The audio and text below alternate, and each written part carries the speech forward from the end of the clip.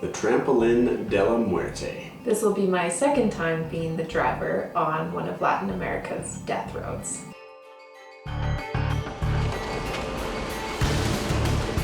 mean, we didn't die, but it was definitely a crazy road. With a dramatic fear of heights, overcoming these emotions has been kind of a mantra on this trip. There isn't really any preparation to drive a road like this. You kind of just put it in gear and send it. If driving the longest road in the world wasn't enough, give yourself 100 days to build a 4x4 motorhome capable of such a task. 40,000 miles crossing every type of terrain imaginable through some of the most feared and remote regions on Earth. Just for something to do? No. For something to write books about. Something to relish in the aliveness of living on the edge of the unknown insanity. Something to radically expand our perspective of what the world is actually like and what is possible within one lifetime. I'm Matthew. And I'm Stacy. And this is Toyota World Runners. Proudly presented by Westcan Overland, Off-Road and Design. You have a candy for breakfast? Yeah. Nice. Rain and thunderstorms wasn't exactly the forecast I was hoping for to drive this route, but, you know. The trampoline of death? This is Colombia's death road. Online articles have cited this road as one of the most dangerous in the world. While traveling sketchy roads has become commonplace for us in Latin America, we're not sure this route deserves that moniker. But we're here to find out.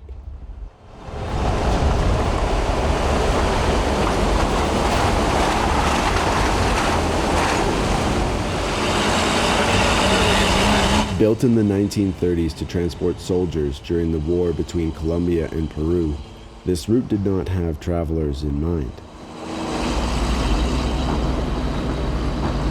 That would have been bad. For this route, we're joined once again by Max and Nikki from Go Alone. A brief Google search returns countless results of cars, trucks, and buses succumbing to the dangerous curves and minimal guardrails.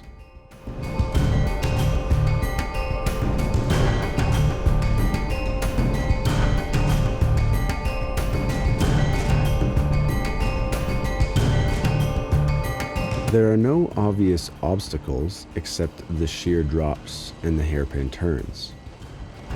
Although other drivers who traverse this road on a daily basis pose the biggest threat. As long as you keep your vehicle tire side down and your wheels on the road, this just feels like another day in Colombia. So far.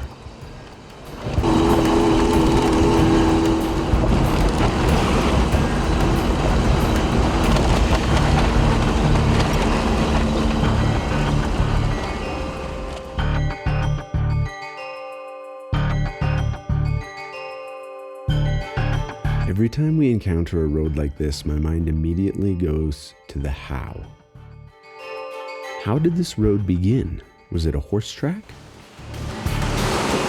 When it became destined to take vehicles, how was it surveyed? Did a bulldozer plow this? I guess things may be a lot different than the world that I'm used to. It's amazing what people in need will find a way to accomplish.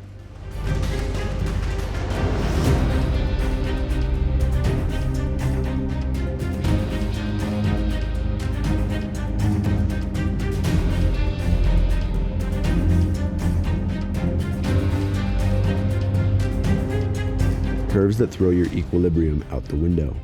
You feel as though you're traveling backwards, because sometimes you are. The road folds through and over itself like the contents in a pot of spaghetti.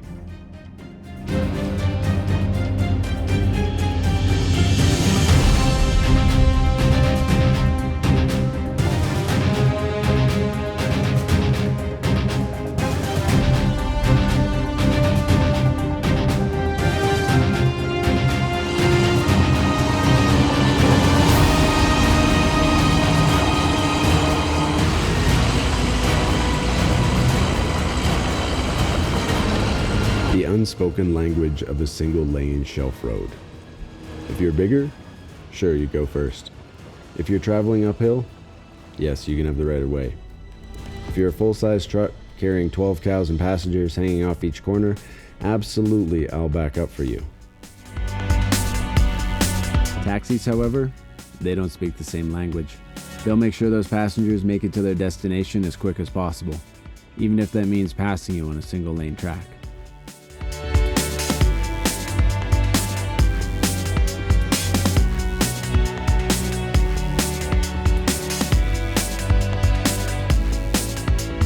The language is reaffirmed in honks and beeps and hand gestures of successful passes, and we love the game.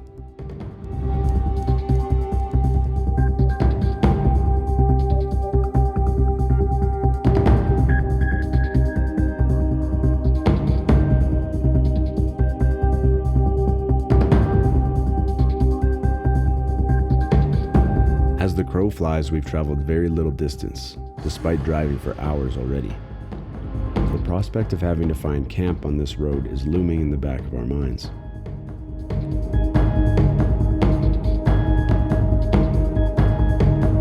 There's very little room to even drive, so finding a place to park 2 trucks safely for the night might be our biggest challenge of the day.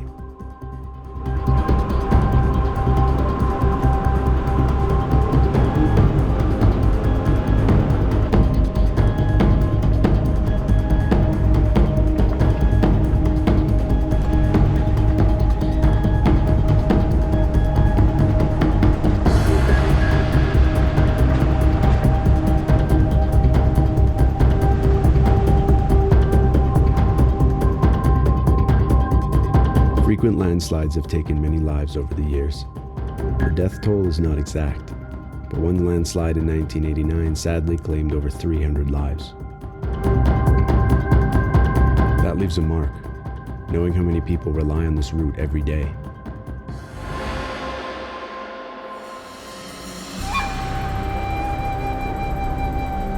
Unlike the death road in Bolivia that has a new road built to bypass it, the trampoline is the only east-to-west route for the surrounding 300 kilometers.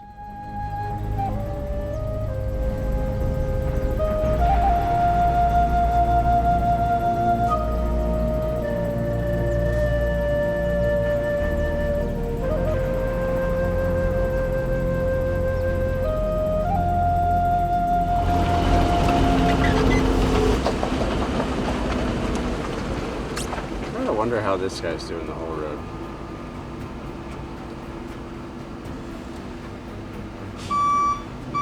Oh. Guardrail has left the chat. Have lunch in the clouds? Yeah, it's definitely going to be in the clouds. Where? Somewhere here it says there's an abandoned police station. Yep, there it is.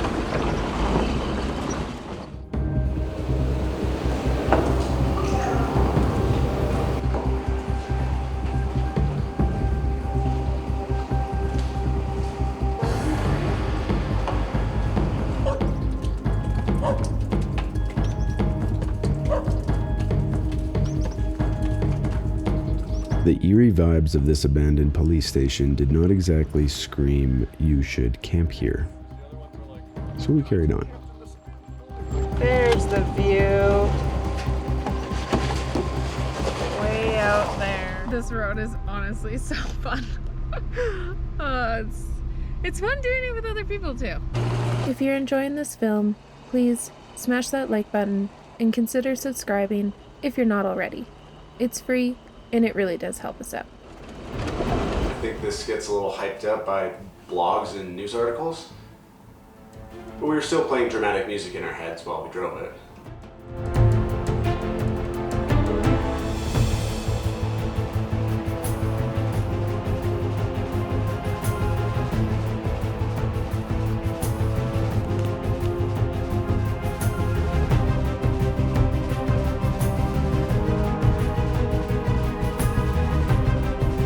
We continued our winding traverse through this scribble mark in the cloud forest. Still getting passed by endless motorcycles and large cargo trucks.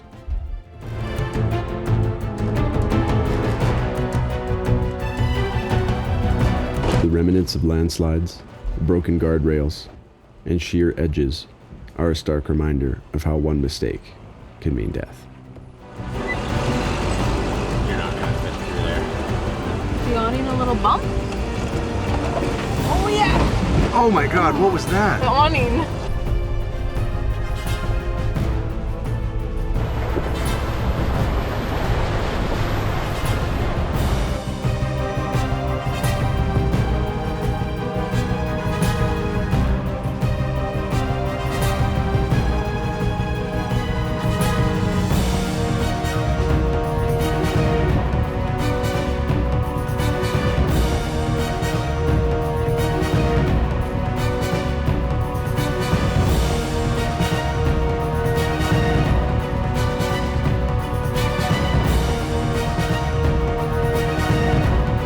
Our first potential campsite was this small pullout on the side of the road, but it left us feeling too exposed. You don't learn.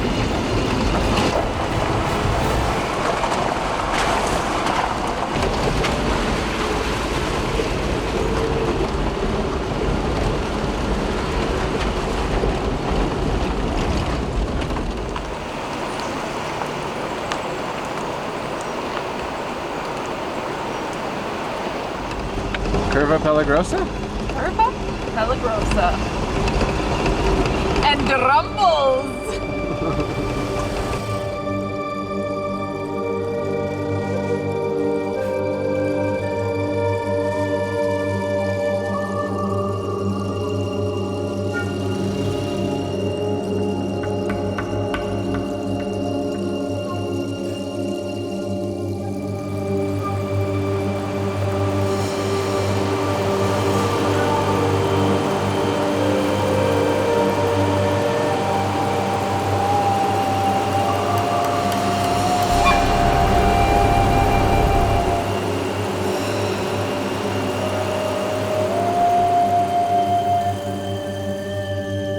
As we approached a small group of homes, we noticed their basketball court. What may not look like a campsite to you, for a night on the Trampolin de la Muerte, this school marked a small beacon of safety for us. Honestly, School. looks pretty familiar. Yep.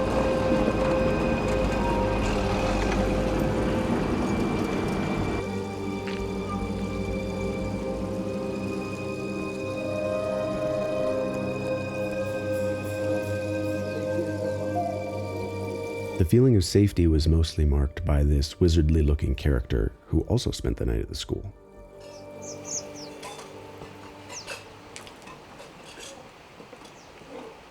It's crazy there even is a school on a road like this, but we're so grateful to just have a safe place to park.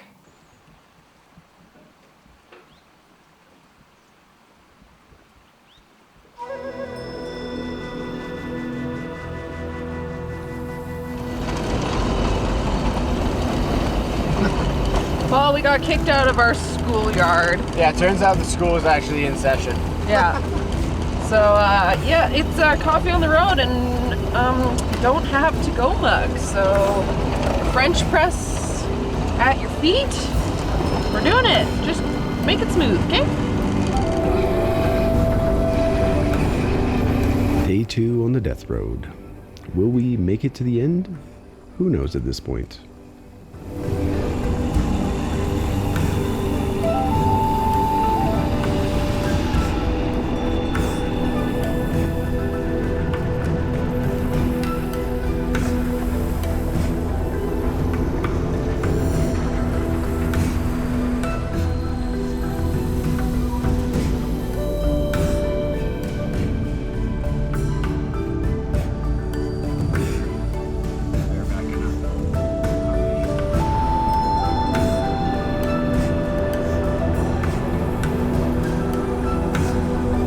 These are the sections where you really just have to cross your fingers that you're not going to be the one backing up.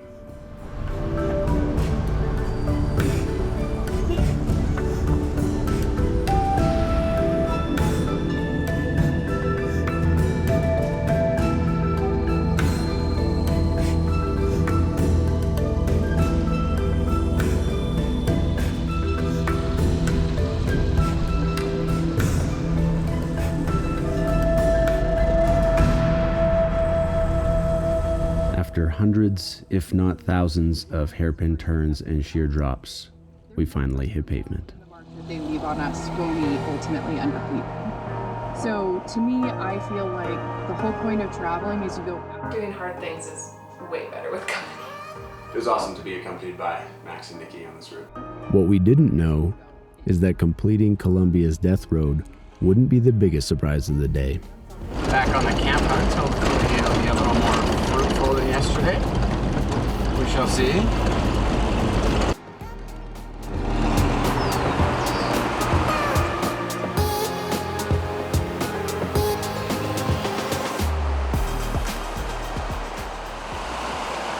And for a cold plunge. Rob Lastman, this one's for you, buddy. It'd be so much nicer if I could just jump in. I need more body fat.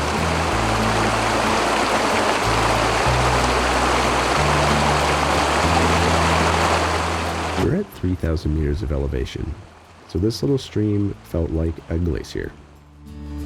Oh my god! Although it was probably only 7 or 8 degrees.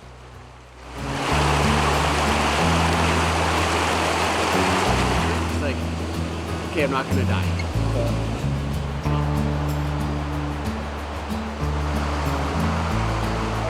The road might clip to whatever, and like it would give obviously some better audio quality. Nikki, do you want to tell us what the heck we got going on in the pot here? I'm not sure either, but there's flour. Oh no. The floor and the kitchen sink. There's flour, there's cacao powder, very nice. Some baking powder, salt, sugar, and I just put instant coffee in. Nice! I think Chocolate it's coffee nice. cake. Yeah. Cool. And I'm missing some ingredients too, so we'll see. And way more comfortable. What's the best way to celebrate completing the Trampolin de la Muerte, you ask? Well, to us, it's having a surf and turf feast cooked over a fire that wouldn't be complete without a pot cake. We both looked at each other. I was like, I smell something. Yeah. So, ooh, that's nice.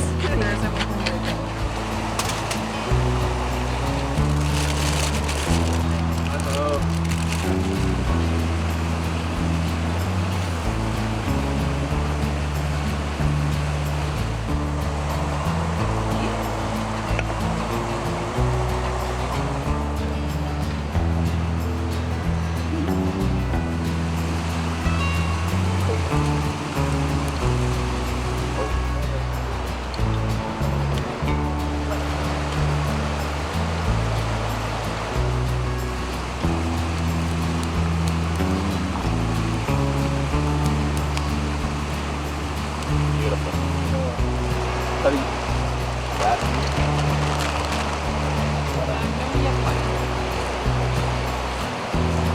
Getting a little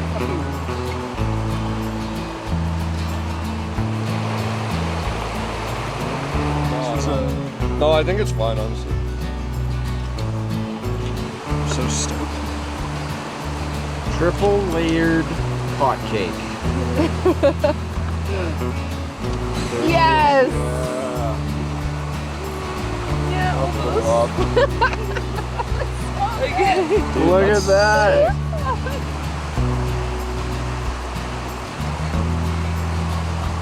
Yeah! Woo! Oh my god, yum! Okay. Okay, There's Can you even as see much me? as you want. barely. So I'm just... Oh my god! Ah! It's so good! What the heck?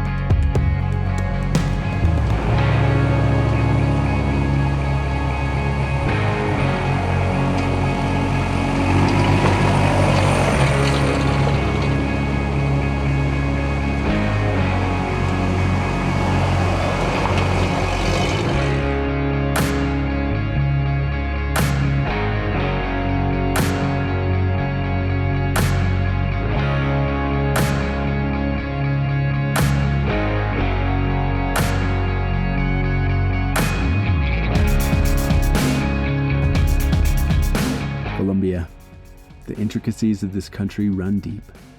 It seems there is nearly everything to see and do here. From the Pacific to the Caribbean, the Andean mountains to the jungles of the Amazon, it would take a lifetime to see it all. We are so thankful to have seen and experienced what we did in 8 weeks. A place we will gladly return. I hope by now we've earned your subscription. Thank you so much for being here.